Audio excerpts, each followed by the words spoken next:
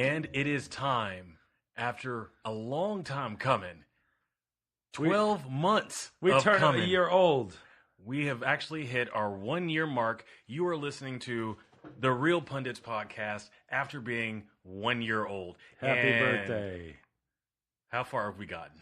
Not very far. Well, in that case then, since we haven't gotten that far, I will do a proper introduction. My name is Alex, and I am the host. And the other host is... Brandon, we are here today to go through and Yeah. talk about the fact that we went through an entire year of without saying a word, really. Not really. Nothing substantial. Nothing substantial. And you know what?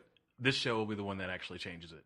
We're going to get into something a little bit more real. It'll be the real pundits for today. But before we get into that, the first thing I want to talk about is during our last episode, you were talking a little bit of smack about my Lego movie.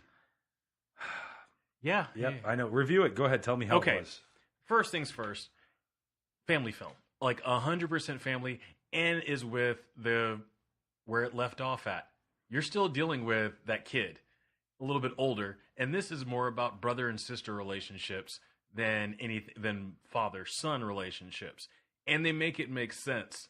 That's the sad part Has about the father gifted the Lego set to the son? He's gifted the room to the son, and the son has turned his Lego world into something more apocalyptic. Oh. And there's an invasion of the Duplo creatures, which you eventually figure out is his sister's invasion. Because they're toddler Legos. But she's also gone through the girl version of some of the Lego things and has upgraded from the Duplo level 2 on up, but she still has her collection.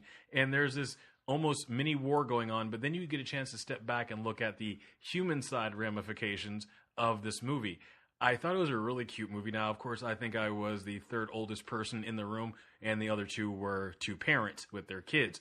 Did you feel weird? No, because there was a lot of comedy in the movie that was not just for the kids. The kids were laughing at the surface stuff. There was a lot of adult jokes that were kind of hidden in between, and a lot of jabs. Like the biggest jab in the whole thing was them hitting up at Marvel, going with all these different characters going to this place to go investigate this. DC superheroes went to go to this, and Marvel we haven't really heard back from because they have to deal with paperwork to get a character on this. I was like, did they lay that joke down in the middle of a Lego movie? I was like, bravo. So I thought it was really well done. It's a family movie, yes. It's a Lego movie, yes. And the catchy song was a catchy song, and it got stuck in your head. The only thing I want to know is President Business back? I will answer the question, yes. He is back in a form. Cool. That's all I wanted to know. The same way he would be back in any other cameo. He's Ron Burgundy? Almost. Oh, speaking of that, do you know Ron Burgundy has a podcast? Yes, I do. I checked it out and was like, that is very cool and odd at the same time. Makes me feel like I'm wasting my time knowing that Ron Burgundy's out there as our competition. I'm willing to take that challenge in any time of the week. But the Lego Movie 2, to finish that off, I'm giving it a 3. Okay, I've got no skin in the game. You have no skin in the game, so I'm giving it a 3. But the problem is, I watched that literally right after watching Battle Angel. So I finally watched Deadpool 2. Okay, and we got a couple of seconds. What did you think about Deadpool 2? It wasn't as good as Deadpool 1. Well, I guess that's a situation of we're going to have to find another time to disagree on that one We'll because have to. I disagree on that. I think Josh Brolin had a really big year. I think that Josh Brolin did a better job as Cable than he did Thanos. 100% agree with you on that one. I think the whole movie was phenomenal. Okay. Except Deadpool's story. I like the fact that... No, we're not doing this right now. Yeah. I was getting ready to go through and just have this battle over review of Deadpool 2. So, I mean, maybe after we're a year old, maybe we can go back and... have a big boy battle. A big boy battle, talk about some comic books. Maybe, you know what? I'll be nice. I'll invite you... To the Geek Out? To the Geek Out, so we can talk about Deadpool 2, Battle Angel, and Umbrella Academy, which I know you haven't seen yet. But, yes, I've finished all of Umbrella Academy, and, of course, I didn't want to binge anything, but this one was worthy of binging because I really wanted to compare it to the comic. Okay. Oh, and I can't give even a spoiler to that because all I'm going to say is I wanted to compare it to the comic. Right. You can't do that. It's like comparing books to movies. This one, you almost could, because they really sat close. Unlike Marvel, they're doing their own story. This was, you know what you did. You know you was wrong. But it was entertaining. I will give that. So, moving on. A year, man. 1 year. 1 year. So I'll start off with the fun question. We've been doing this for a year. Creative criticism. Where do you think... I really thought by now we would have transitioned into a full-on horror podcast, but we did not. I fought you very hard on that. I know you did. Every time we have a suggestion of a movie, like, let's do this horror movie. We just did a horror movie 6 months ago. Yeah, we had to spread it out, man. That's the biggest thing. And because I would almost follow you down that horror road, but the problem is there's some things in the realm of horror I'm going, this is garbage. I don't want to watch this. Please don't make me. No, I agree with you on that. But there's some garbage in horror that I just think is the most entertaining stuff ever. And it's a lot of times even the garbage in horror is still better than mainstream manufactured Hollywood. And that is, I'll give you your points for that. There are some things that are in mainstream horror, even some of the subgenres of horror that are putting together good stories, which you know I'm a sucker for a good story. And then you have Don't Breathe. Right. And then you have like hardcore gore porn, which has gotten pretty high on that level of who's going to outdo who now. No, it's honestly, I have less of a problem with the gore porn anymore than I do people trying to be too creative. Like Don't Breathe was an attempt to be way too creative in a genre, because they threw too much into one film. There's a scene in that movie you didn't need. I mean, yes, it explained a lot, but you literally could have just had those thieves trying to escape a house with a blind man chasing them around, and it'd have been a perfect horror film. Yeah. Because the idea that you have to be absolutely silent, not give any inclination away, and try to get out of his highly secured home without him killing you like he just did your friend, that's scary enough. It's been long enough, spoiler alert, adding the chick in the basement he's put his seed into, that took him from villain, or from like sympathetic anti-hero to villain. You're like, wow. I really hate this guy now. Like, screw this dude. I hope they kill him. And but the concept, which I'm willing to give a lot of movies. Concept was phenomenal. The concept was phenomenal. We see a lot of those. The concept was phenomenal. Then they try to add too much into it, get too creative. Because they want to make their mark in shock and awe. Yeah. Not the gore wasn't enough, but now I have to shock you with the story to make you hate the villain. You know what? I want to enjoy my villain. There's some simplicity in Peele's Get Out. Yeah, it's a really convoluted story, but everything he threw in kept track with the theme of the film. He didn't have it made sense. Yeah, he didn't have they have an underground black people breeding lab where at that point, because that would have been because it's literally what happened in Don't Breathe. It would have thrown it off. It would have thrown the whole feel of the movie off. The idea that they are seeking out these people to auction them off, and this reverse racist horror film, was original. It was really well done, and it started conversations. I have some continuity issues with certain things that don't make sense. But you're going to find that with any especially in the realm of horror. I nitpick too much, so I knew that one of those things got brought up and Get Out to just go, okay, I nitpick. Yeah, but you nitpick. But the reason why I bring that whole thing up, we got down this road, is there's too much in horror, I think personally, that we agree on. The nitpicking, also the dislike of certain things of how they were handled, we agree on a little too much. To make it an interesting show. Because it would be like, hey, what'd you think of this movie? It sucked. Okay, I also 100% agree with you. Let's give it our score. 2. Okay, we're done. On to the next movie. Now, the one thing I was pushing is, which I'm still going to try to go for, and I'm going to do it on the air this time, classic films, man. I was watching... No, we're game for that. We had to get through Game of Thrones first. Yeah, we had to get through Game of Thrones first, because last night, 12 Angry Men was on. Nice. Now that's a movie. Now, there's some things in that movie that, in all honesty, if you look at it in today's, with the view of what I've grown into as far as watching film, there's some things I missed out on watching it when I was a teenager. Yeah. When he was describing the person, it never clicked in my head of what he was hinting at. And now seeing it as an adult, I'm going, holy crap. Now I know more about this movie because of, they didn't come out and say it, But there's things there, and I'm not going to ruin if you've never seen 12 Angry Men. It's a good film. It's a fantastic film. It's on my list, but it's one of those things of you had a room, 12 actors, a couple of cameras, some rain effect, and not much for as far as decoration. And the majority, like 80% of the movie, is held in a room of 12 people just having a straight up verbal fight. Wow, somebody should have shown that movie to Tommy Wiseau before he Yeah, he made his film. yeah, that definitely was. But no, as far as doing classic film, as soon as we get through our Game of Thrones series, we'll do it. All right, then I'm gonna hold you to that one. Yeah. We'll at least do it for a couple of episodes, see how the audience likes it, and maybe get some people to watch some films they haven't really paid attention to, because there's a lot of classic films out there. I think that this would be like our master's course. Genre. That's the one genre you and I will always agree on most of the time. But even when we're agreeing, there's always the one upping. And that movie was good, but this one was so much better. And we'll try to stick to actual, honest reviews and stick to the same subject when we're doing classic films. Because with classic, it's the devil in classic films is always in the details. Because somehow they got details so right on smaller budgets than they do on much larger budgets. Yeah, and there was some. We're not dealing with the social ramifications of these movies influencing anything. If it was a period piece, it was about that period. If it was an entertainment film just for, hey, disappear for a little while, that's what the movie was really meant for. I've got the first classic film to review, too. What, 12 Angry Men? Scarface. Got it. The original Scarface. The original Scarface, not Al Pacino's. I'm game. The one about Al Capone. Yeah, I'm game for that one. That's another Scarface. Classic. Or we just go ahead and go big to start. How big you going? Casablanca. You want to go there? Let's go Casablanca.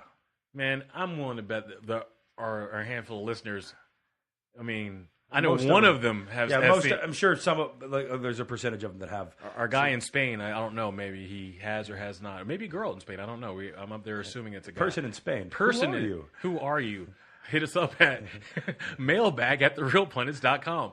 But either way, it comes down to there's a lot of films out there that we're not dealing with the current social environment that you can just talk about the film. And these are basically, like I was getting ready to say, this is our master's class. These are the films that got us to the point of saying, yeah, we know film. And that leads us These are the films that made me want to make films. This is the films that I want to go, that dialogue, I want to write that dialogue too. I want to be able to build that kind of suspense that you found in classic horror. And without having gore. Half the gore you never saw. Look, it was at all in your Salem's mind. Lot. How many deaths did you actually see? None, really? 0. Yeah. But how much suspense did you feel? Oh, tons. Exactly. All right.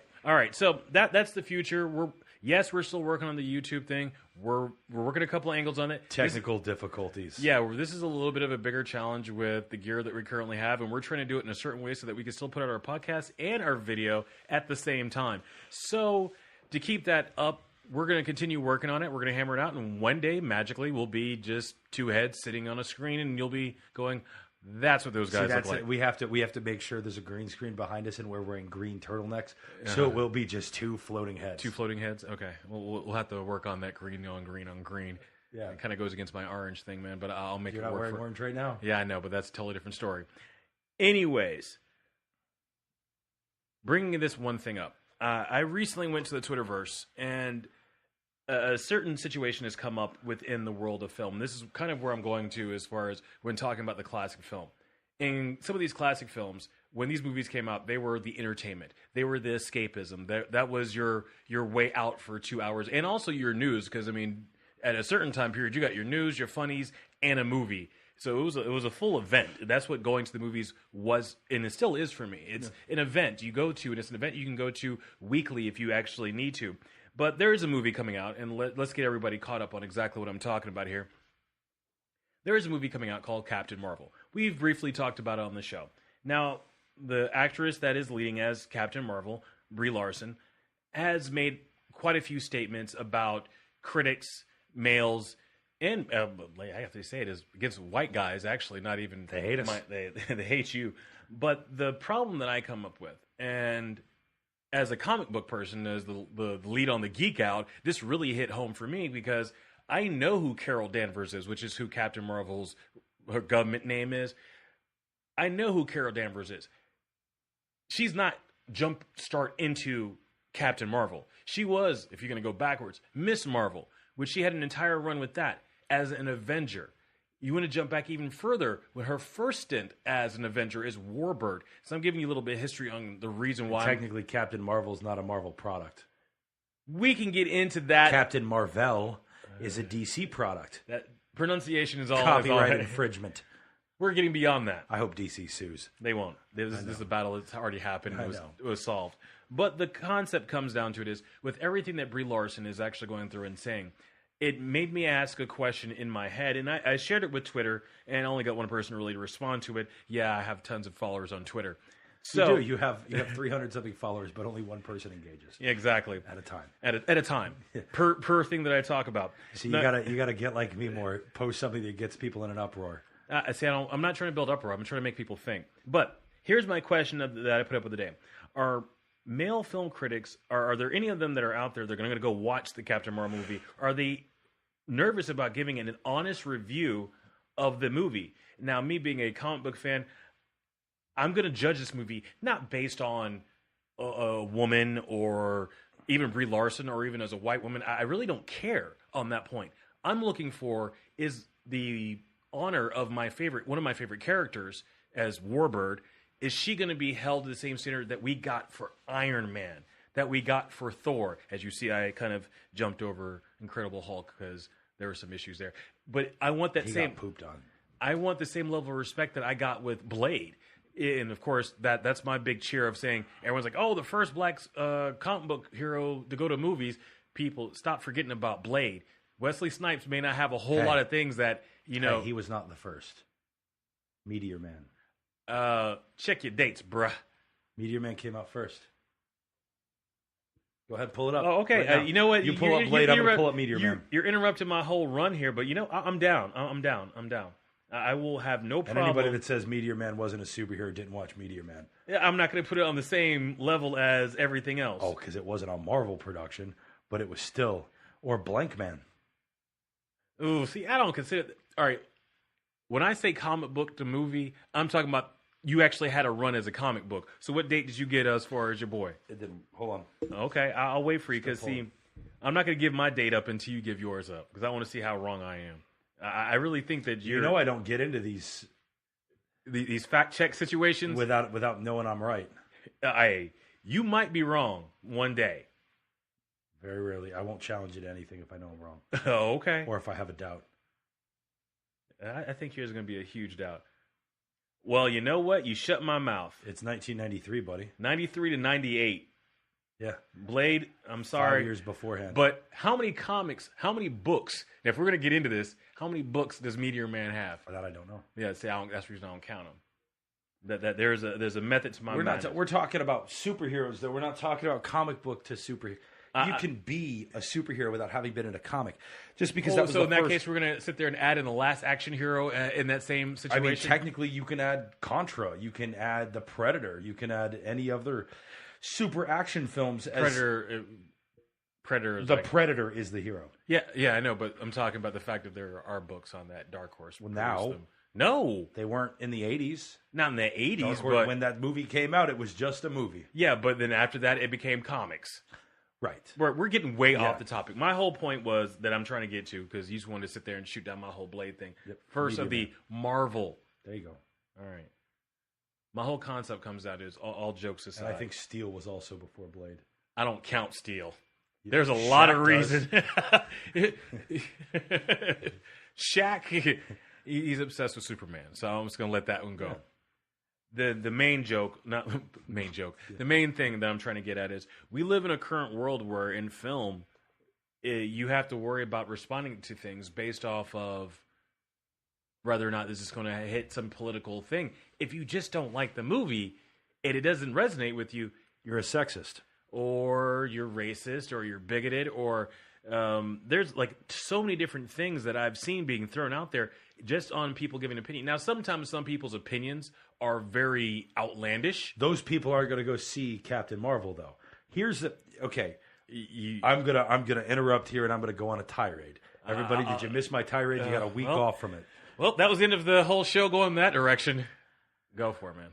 The misogynists, that she's talking about the evil white man is living in the woods somewhere, not even aware her movie's coming out, sleeping with his sister. Wow, and having you're going, wow. 12 inbred children sleeping with each other. So this is what a week off gives you, man? Exactly. No, this is it's something that doesn't really exist in 2019. It's something that didn't really exist in 2018. It's something that really didn't exist in 2016 when Ghostbusters tries the same marketing ploy of men can't judge this film. Okay, how did that go for them? Let's go back to that for a second then. If you're gonna bring up the Ghostbuster situation, I'm gonna actually go into asking a couple of questions. First of all, you watch it? Yep. Did you like it? No. Did you find anything redeemable about it? Yes. Okay, please tell me what did you. So, like, in all honesty, all honesty, no jokes. That was the problem. It had no jokes. It was wait, now, what do you think is no jokes resonating with you, or you think that that whole thing was without any type of wit? Let me finish. Okay, go ahead, man. Ghostbusters, the original, was a very serious movie with jokes. With tongue-in-cheek jokes. Ghostbusters 2016 was a comedy film that was rolling comedy. Yeah. No jokes, just comedy. Yeah. It's not, and I'm hoping everybody understands where I'm coming from here. It's not about whether the movie was funny or not, because it did have some funny parts in it. But it was rolling comedy. They missed the point of Ghostbusters. Being a sci-fi with a sprinkle of humor. They did not take itself seriously like Ghostbusters did. Heck, Ghostbusters 2 even took it seriously. Yeah. You had some suspenseful moments in the follow-up, right? Everybody's up in arms about the fact that they're doing another Ghostbusters film without the women in it. And it's no offense to the women. Had they called that movie Ghost Facers, had they called that movie The Busters of the Spectre, I don't care what you want to call it. Don't call it Ghostbusters. Don't call it an homage. Look, you're not... Scream had funny moments in it, but it was a really serious film. Oh, yeah. Right? Yeah, definitely. That did not stop Scary Movie from being hilarious or a good film. True. And it was the same. To me, that's the same. They made a parody of Ghostbusters where they tried to make it a serious film because they missed the point of Ghostbusters. That's what made it a bad film. Had nothing to do with the comedians. I think Leslie Jones and Melissa McCarthy are hilarious. I'm sorry I don't know who the other people are in it. But those two, Melissa McCarthy and Leslie Jones, are funny people. Right. They're hilarious comedians. And that's where I wanted to... You answered my question that I've been trying to get at about this. You just gave an honest objection against this movie, not based off of the women that are in it or the people. I'm not even going to break it down even into women. I'm just going to break it down into these human beings, these actors. Was it the movie that you were wanting? And I think that's where we end up with the problem. I didn't want a Ghostbusters sequel. I don't want...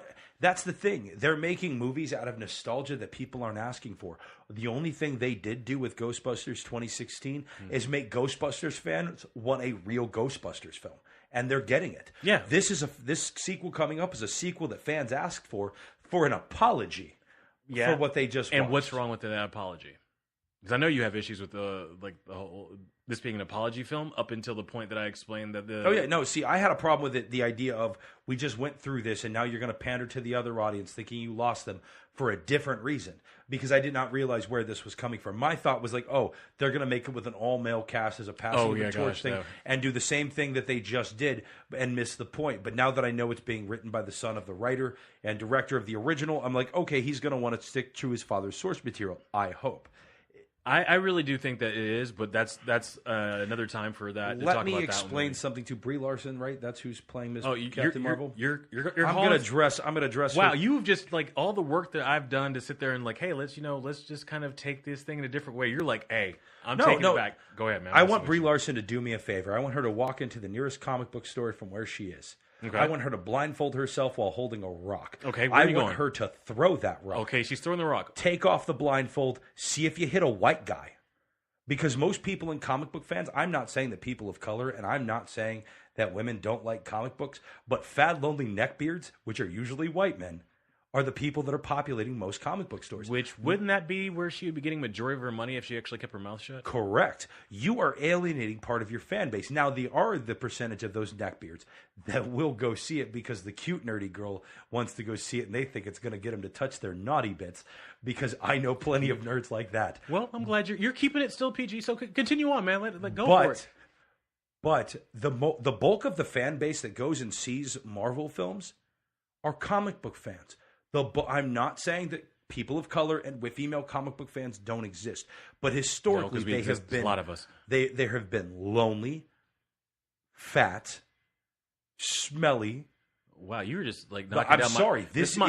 If you're a fan of the Geek Out, please don't listen to anything. No, come on. Let's be real. We've all been to a comic book store and smelled the pungent BO of 6 dudes. Wow, you were standing just around. knocking down my poor audience. I am a comic book fan, but I understand where my brethren lie. Yeah. Let's just I happen to have real. good hygiene, but not all of them do. But look, instead of knocking on the group, the point that you're trying to get to. The point is that your core fan base, the largest percentage, are going to be white men. You're pandering to a smaller portion of the audience.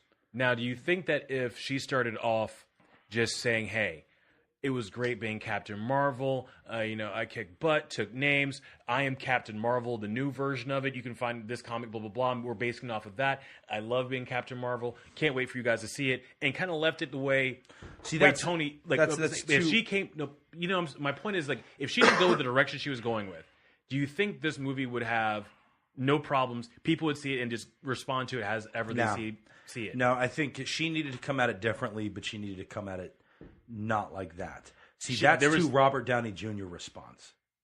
But it worked. But yeah, for Robert Downey Jr. as the first one to kick this off. The Iron Man 1 is considered the first movie to kick this whole thing off. He had to be the PR guy.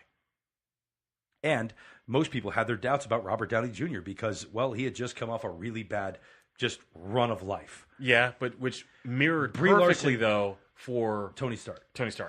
Brie Larson could have done it completely differently. Brie Larson could have come up and said, this movie is going to be awesome. Captain Marvel is the hero for little girls. I want them to look up to me and know they can be anything. They can be just as strong as Captain America. Still have no problem with that yet. Because if you look at it, Captain Marvel is the strongest person in the Marvel Universe to date. Because technically she is.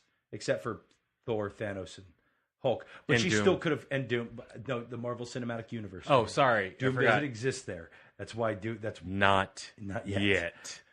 But she could have come at this given a pro-female message. But just not alienate a core percentage of the audience. And I'm not looking at this from an offended white guy, because guess what? Here's my response to it. You don't care? I don't care. I'm going to see the movie, and if it's garbage, I'm not afraid to trash it. I'm not afraid to say, wow, this movie was garbage. Because guess how I felt about a lot of the most recent Marvel films? I've trashed them. Yeah. And I'm not talking about you know what one of the best scenes in, or one of the best films to come out, period, is? Okay. Or starring a female heroine? Okay. Which one? Resident Evil. Why did nobody go like, hey, Alice is an example of a woman that can beat up men? Where was the Fifth Element with all this hype? I'm going back farther than that. Oh yeah, let's go Sigourney Weaver and Alien. Thank you. Let's talk. Let's go back. Let's go back. And she has a platform that she actually stands on. No guns. Yeah. So you're talking about. We have a lot of there. I think my biggest problem is pretending that there was no other female heroes that existed for. This is the same Kathleen Kennedy argument that she gave with Marvel or with Star Wars not being for sexist men anymore. Star Wars fans I've never met a sexist Star Wars fan. No, because we all have our we are fanboys of certain just characters, male or female. Every one of them agree that Princess Leia is the greatest thing. She's BA, 100%.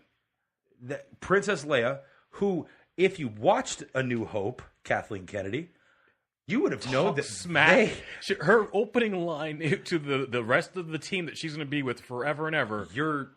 Aren't you a little short for a stormtrooper? And they wouldn't have made it off the Death Star if it wasn't for her. And then she goes to lead a rebellion. I'm sorry, that doesn't seem too much. And it's still a fan favorite, even though she Mary Poppins. Yeah. Well, I mean, what else were they going to do with her? I mean, but see, the whole thing is we all accepted it because She passed, and we're like, we'll let it slide. And you want to bring up that arena? I'm going to bring up one that happened within, and I know you don't like doing the whole cartoon animated to live action. Apples to pineapples. Apples to pineapples. But the still whole thing is, it was the response that was shared amongst fandom that when this is right in the middle of all this hype where Kathleen Kennedy was just going off about the neckbeards and the basement dweller reviewers. But we were watching Rebels, and a major female character came up that we all have known since the Clone Wars. Ahsoka, her return turned into just Twitter craziness. Ahsoka has returned. Ahsoka's back. A female character that we, as Star Wars fanboys who were deep into it, were like, Ahsoka's back. Everything is going to be all right with the world. This team might live because Ahsoka is back. If you actually go through and watch all this, she's a great character, but she is really flawed. She's not a Jedi in any way, but she was a female that we didn't look at as, oh, that female is going to change things. It was Ahsoka. It's just this character that we've grown with that has become so important to us, which is where I think the Captain Marvel thing isn't an issue of, yeah, have your statement, whatever. I'm willing to let some things pass. Mine comes into, even though we're talking about a movie universe, your movie comic book continuity has just drastically jumped from a character that I'm supposed to be like, oh yeah, it's about to be on right now. Thanos better watch out in the next movie because Captain Marvel's here. Now, if we go to the good book of the Infinity Gauntlet, you've picked the wrong female. If you read the comic, if you read the source material that this is loosely based off of, which the character still exists, is Nebula. Nebula is the person who ends up saving the day. You have a female. She gets the gauntlet. Yeah, and does some evil things with it, and then takes care of Thanos. Now, is that going to happen in our movie universe? Probably not. But my problem is, you have the female who whoops tail and handles Thanos, existing already even after the snap. Now, if they killed her during the snap, I'd have been like, okay, where are they going to go with this? What character is going to put the shame on Thanos? No. The character is still there and is a major player within the movies. Why are you hyping on Captain Marvel? And in all honesty, if you go to the books, it wasn't Carol Danvers' Captain Marvel who saved the day.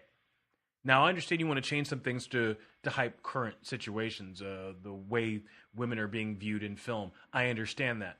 And, of course, you don't want to go with the classic costume that Carol Danvers wore. The Warbird one, I understand, onesie, bathing suit with a sash tied around to yourself. And if you don't know what I'm talking about, look up Avengers Warbird. You'll see what I'm talking about. Now, the Miss Marvel one had a little bit more class, but there was a reason why that transition happened. Now, I know the comic book universe and the Marvel cinematic universe are two different things, but as comic book geeks who know these stories, we're basing a lot of our opinions and our views off of that. That's the reason why when Iron Man, while there were some differences and some changes and some things that were fast-forwarded and weren't in the perfect timeline of the starting of Iron Man, and when you bring up the Mandarin, he failed as the Mandarin.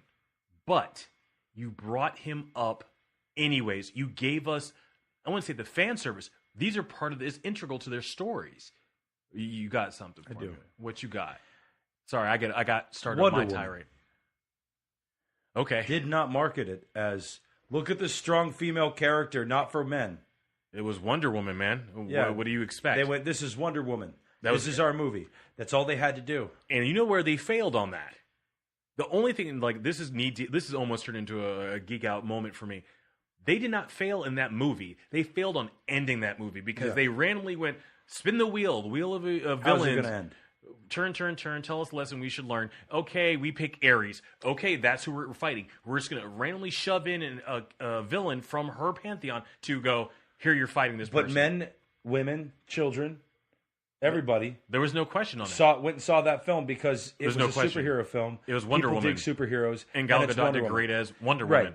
So, Brie Larson, if you're concerned that you did a bad job in the film or people are going to hate it, I see where you're coming from. You're starting off in the defensive.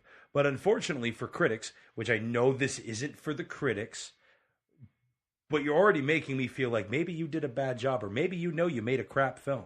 And now I want to go see it just to see you. I want to see what you did. I want to see how bad it went. And maybe you didn't do anything. Maybe you did a great job like Ben Affleck and Daredevil. Maybe you did a great job like Ben Affleck in Daredevil, but maybe like Daredevil, the director screwed up royally. Maybe it's terribly shot like Daredevil. Maybe it's got terrible villains. I want to come at you, but the problem is the same thing that I was preaching.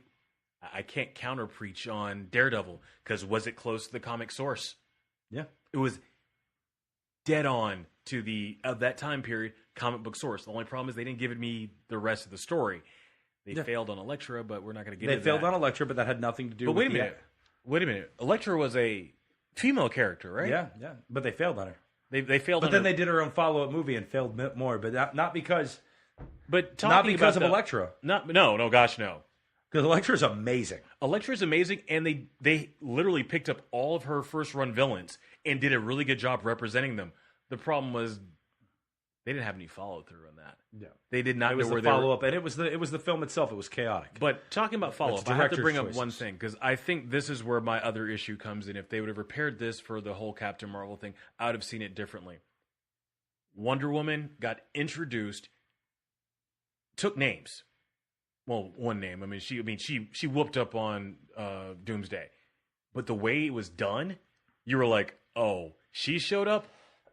It's on." Even the other characters, Superman, Batman, was like, "I thought she was with you. No, I thought she was with you." And who's the first person to run into the battle? It wasn't Superman, the big blue Boy Scout. It wasn't the man who's always prepared, who wasn't prepared in that situation.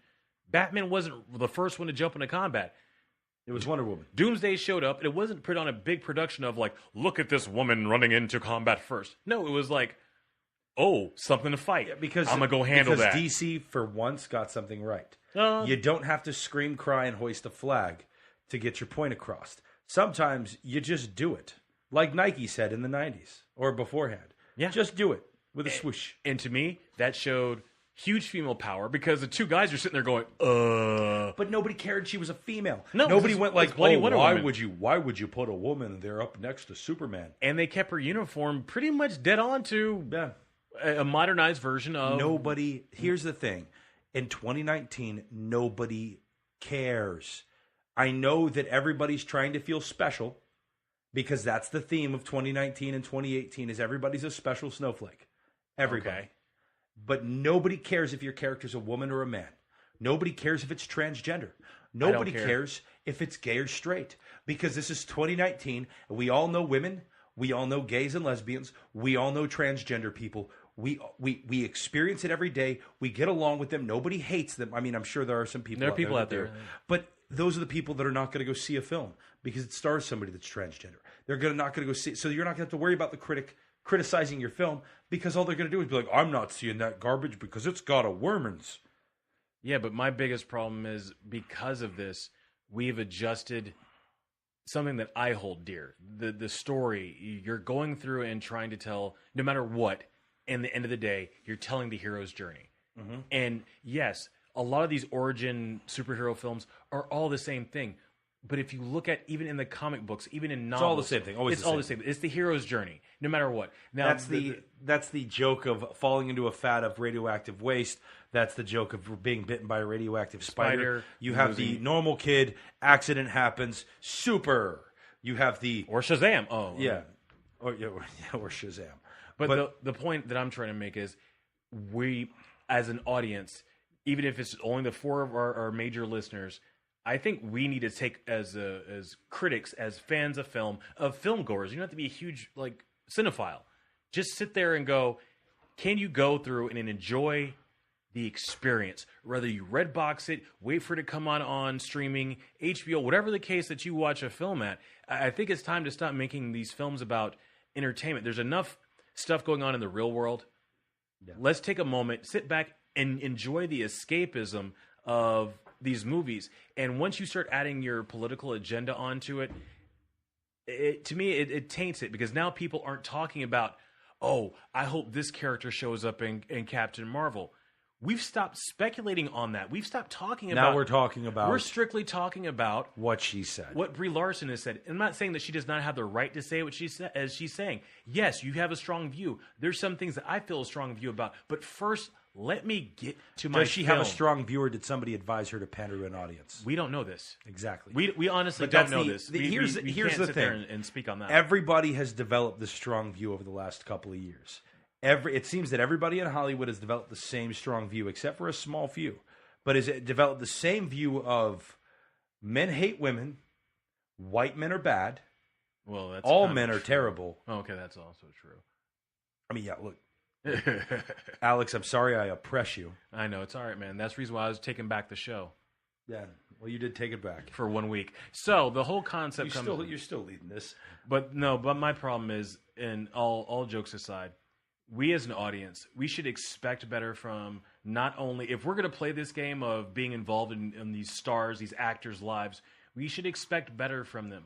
When Jordan Peele went through and started up with Get Out, was there a huge campaign of the oppression that has happened?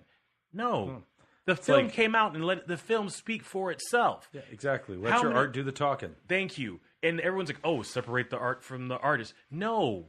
No, the art is an extension of the artist. It's of yourself. Anytime I put together anything artistically, anytime that I write, I'm going to take something that I've experienced in my life. If your art is not an extension of yourself, then you're why not are an you artist. doing it? You're not an artist. You're writing for money, or you're doing something specifically to be Michael Bay.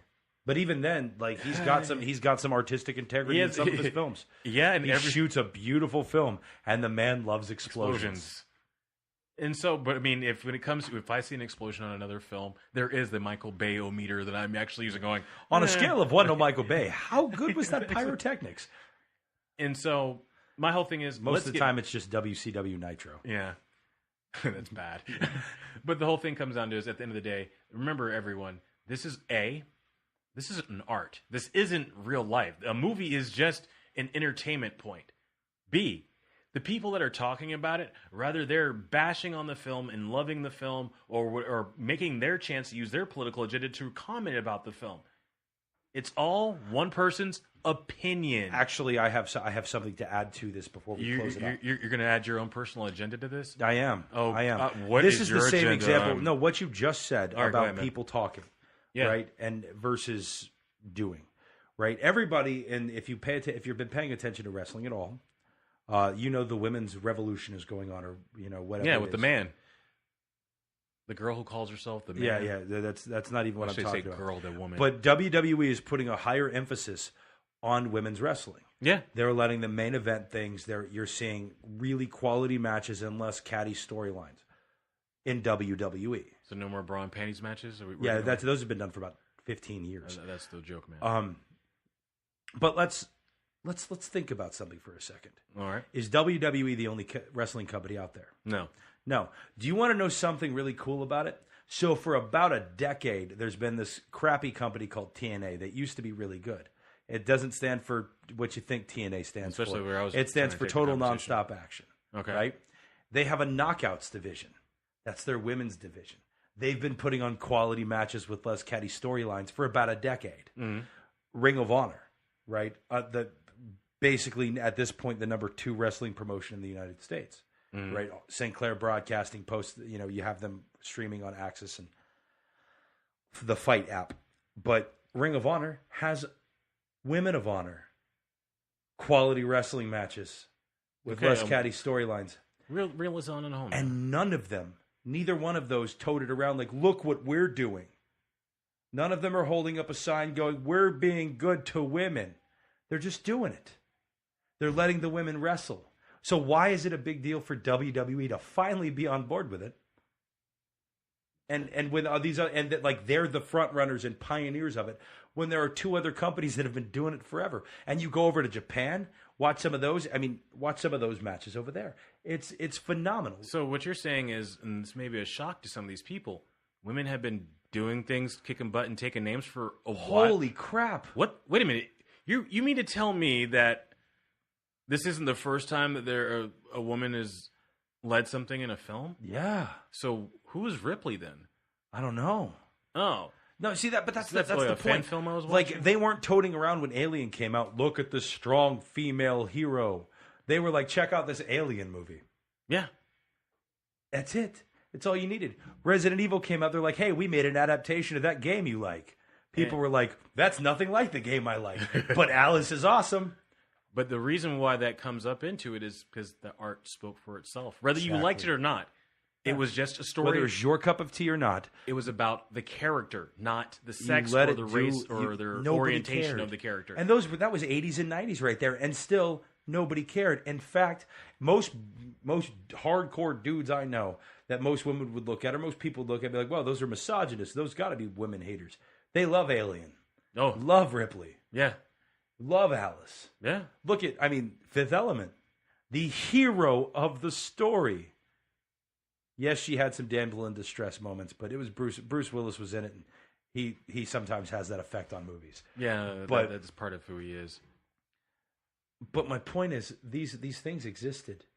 These characters existed before the current wave of you have to have a strong female lead. There have been plenty that didn't tote it around like it was a badge of honor because they wanted some attention and somebody to pat them on the head and tell them they were doing a good job. They just made a quality film. The fact that you're pandering, once again, makes me feel like maybe you didn't make a quality film.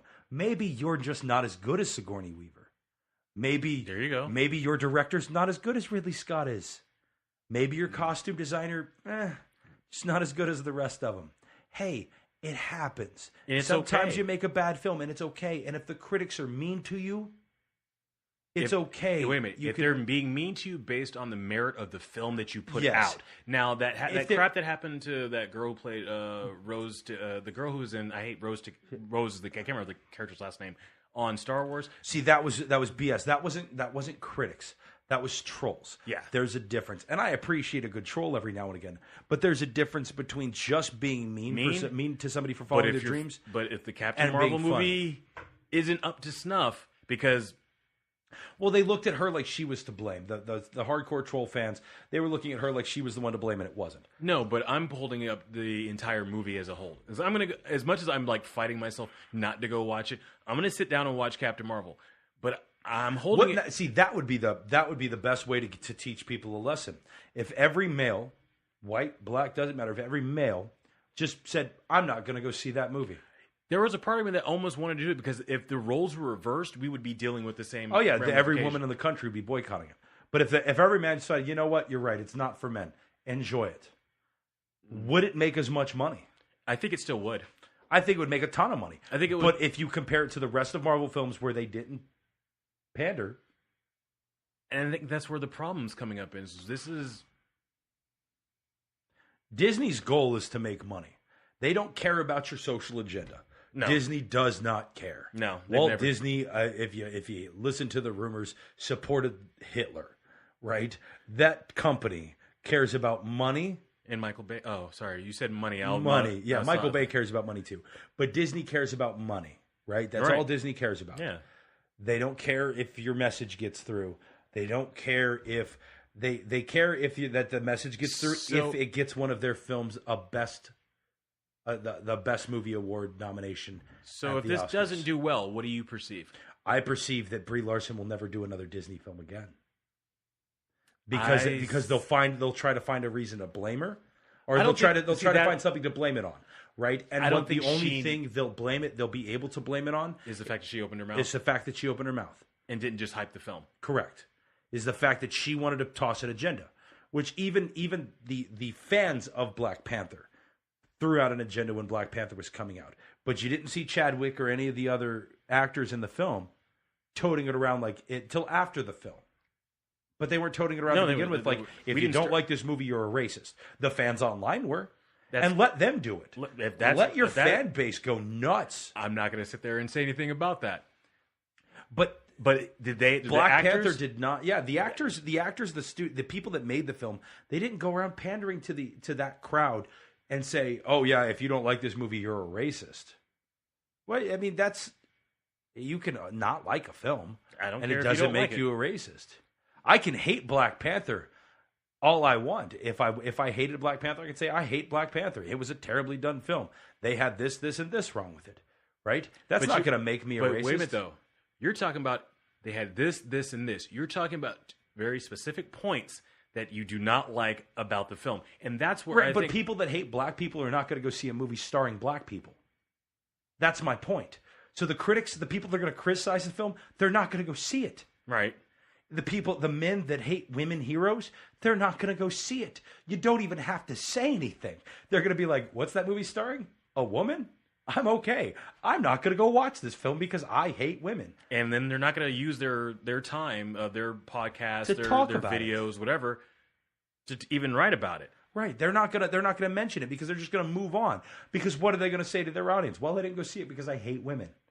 And then that's gonna be negative publicity for them. They're just gonna avoid it. If a critic hates a film, because if a critic hates, like I said, if they hate black people, they're not gonna go see it. If you hate Asians, they probably didn't go see Crazy Rich Asians. Which I didn't go see it not because I hate Asians. Wow, I'm like, bring the backhoe in here, man. No, I didn't go see it, but not because I hate Asians, but because I hate romantic comedies. That's my argument against that movie. Will I probably watch it at home on Redbox with nobody else around? Absolutely. But I'm not going to be seen in public watching a rom-com. But I was in the third row, fifth seat over. I was in that same Did you seat cry? No, I didn't cry. But the concept is, I've also seen The Notebook and own a copy of it. Me You too. heard. I own a copy of The Notebook. Yeah. And Dear John. That's It's almost not as bad good. as Glass House. Yeah, no, Glass. You know what did make me tear up though? Huh? A Walk to Remember. Whoa. Yeah. Sorry, I had to do that. That was the only Keanu Reeves movie where he didn't get Walk to Remember. That was Lake House. That was Keanu Reeves. That was Lake House. See, I even know my rom-coms. It's Wait a minute, Lake House. The Lake House with Sandra Bullock and Keanu Reeves. Was that one? Yeah, that was The Lake House. Glass House was a horror film. Oh, did I always do that? Yeah. I always do those. Came out around the same time. Yeah. So, and that started the chick from Save the Last Dance. Yeah. Like maybe to me that was a romantic comedy. It was. it was indeed. But my point is, right? People aren't going to go see a movie because if they don't like women leads, if they don't like a cast full of black people, if they don't like Asian people or white people, they're not going to go see the film that stars it. Yeah. They're going to avoid it. So there's no sense in virtue signaling and having your flag held going, this is for us and not for you.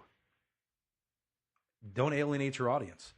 You're still use in it as a trap business. to get them in the door. Yeah, you want to change people's minds. Don't do it with segregation.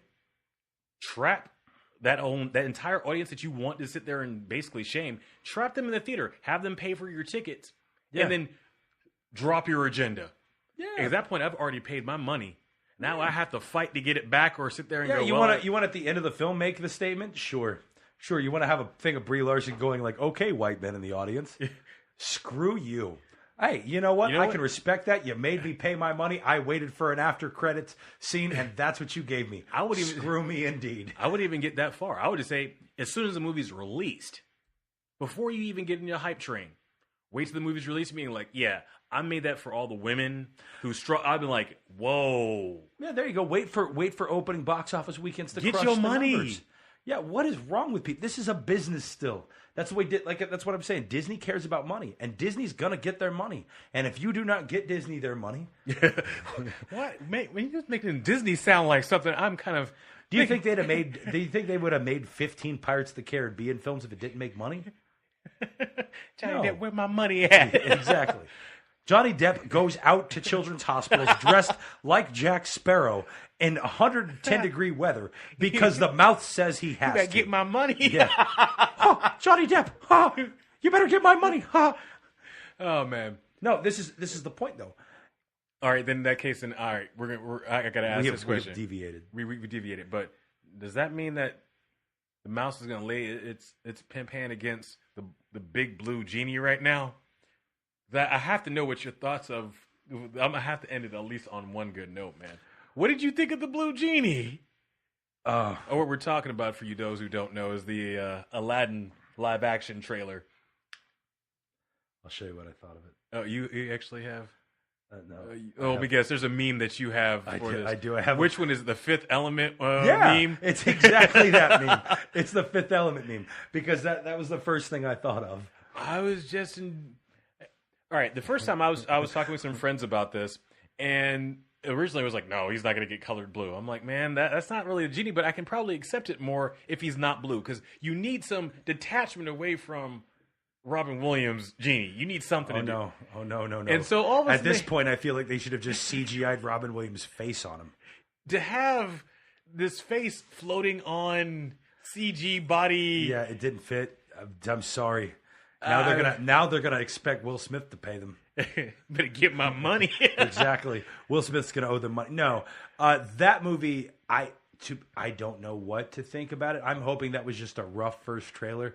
They didn't quite finish like blending. So you're hoping for that whole Tron Legacy situation where you're like, hopefully that's not the finished CG. Yeah. They still have and then some you see, you're like, well, okay, thank God. Yeah. Because speaking of Tron Legacy, or movies that didn't suck as bad as I thought they were going to. Tron Legacy didn't suck as bad as I thought it was going to. It got about because that first trailer I saw, I was like, oh man, that CG was not rendered. That's what I'm thinking with this. I'm like, God, I hope they fix it. God, and it is Disney again, so they might. They release things like, okay, people want to see this, let's put it out there. Oh, they didn't like it. Render. It'll be good on the second trailer. But they have a lot to work on. I think I think they went to something they really should not have. My personal opinion is that they should have done that or The Lion King. To do an animated film of an animated film, live action, rated R. That's what that makes me feel about. It's like this is like a Black Dynamite situation. This movie is filmed in cinematic quadrivision. Anyways, yo man, we made it a year. We did the beginning of this whole situation. Next year, we're going to review The Preacher's Wife. Okay, because we were talking about that last night. I'm like, man, I want to see that movie. Yeah, we should review it because it's been a long time since I've seen it. My whole thing comes down to, end of the day, when we first started off on this a little over a year ago, I was like, hey, man, let's just see. I literally wanted to do this to just crap all over things I hated. Right. And I was just trying to get it where we would have those same conversations we would have outside of the movie theater after watching a movie, good or bad. Yeah. And it wasn't perfect as far as week to week, but the whole thing is, you kept to your end of the deal. So I'm going to give you at least one film that you can go ahead and review. You can pick it. Didn't I just do that? No, you can. No, you get another one. Okay. I'm giving you one because you stood through and you held up to your end of the deal. You kept up for 1 year of just strictly doing films too. Let's get through, and we'll find that out next time on the Reel Pundits. And by the way, we got to 34 episodes of the Reel Pundits in a year. If you look at our grand total, we only missed it by 8 episodes. Nice. We only the whole 52 episodes in 1 year. That includes Geek Out. I'm including Geek Outs because, well, they're still a part of the Reel Pundits because you show up on some of them. So if you want to sit there and ever talk to us or even comment on things that we're putting up on Twitter, you can find me at ANAREELPUNDIT. That is ANA Reel Pundit. And if you want to sit there and send us something a little bit longer than just a tweet, you can always find us at mailbag@thereelpundits.com. And that's also the Facebook group. Which Reel Pundits Film Talk. And we're going to get into some film talk on those things because as we get into our classic films, after we get done being extremely cold, because we're going to the frozen north as of the next episode, which we're going to be talking about our winter hasn't come yet. The next episode, winter is coming in the next episode. Oh, okay, winter is coming, so we're still good. I can bring out the flip flops, and we're still you can good. Still bring out the flip flops. Well, right, cool. Technically, they're going south anyway. Oh, okay, anyways, that's good. Then we're good. Kind of until someone loses their head. Yeah. I mean, everything's cool until somebody's head gets lost or Martin starts killing characters. Well, it is Sean Bean. Man, I didn't expect it for him. How? I was hoping this. Did you see any film Sean Bean's in? He's never survived a film. Too bad I read the book before I seen it. I was like, man, come on, don't be that character. As soon as I was like, oh, that must be the character that dies. As soon as I saw him, I'm like, well, he's not living very long. I've seen every movie he's ever been in. And on that note, you know what that movie is missing though? Viggo Mortensen. Do you know why? Because he was awesome in Lord of the Rings with Sean Bean. With Sean Bean, yeah. Who died in the first film. Died at the very end of the first film because he was the bad guy, good guy. And he was Sean Bean. I think he goes... Equilibrium. Died. Yeah, you knew that going into it. I mean, it's Sean Bean. He's going to get us good. He's going to be an epic film when it's going to come out. And he's going to get up to like the last 2 minutes of the film and everyone's going to be like, is he going to die? And they're going to fade to black. But that's what they need to do. They need to kill him off in the first scene of a film, and then have him stumble out of the hospital at the very end, like, I lived. That would be a good film. We have to work on that now. Yeah. We're going to find Sean Bean, like, Yeah, hey. you can find me on Twitter at Brand Reel Pundit. That's BRANREELPUNDIT. So now, we've spelled the whole pundit things for those people who don't know how to spell the word pundit. Please learn to spell. I'm tired of spelling it. But no, hit us up, and we've made it through a year, so all the haters, what's up now? I don't think we have haters because we don't have listeners. No, those were the haters, because there was people I knew that, oh, you're doing a podcast. Like, yeah, we're doing a podcast. Cool, I'm going to listen to it. Crickets. Yeah. But hey, we made it through a year, so we're going to do it another year, and then the new year, we're going to be talking about it getting cold in a certain land, and then we're going to get into some classic films. Yeah, we're going to go, and then the next episode, I'm going to tell you at the very beginning what film we're going to review after the whole Game of Thrones. After Game of Thrones is over with, so that means that gives us what? 6 months. 6 months of I can prep up and watch that film eventually. Anyways, hey, it's been good. Thanks for the listeners that we have had for this first year. It keeps us going. Anybody who sent us messages, anybody who sent us anything on Twitter, we thank you. Hey, that time period's coming up, so prepare yourselves for Lent. Here's what we're going to do.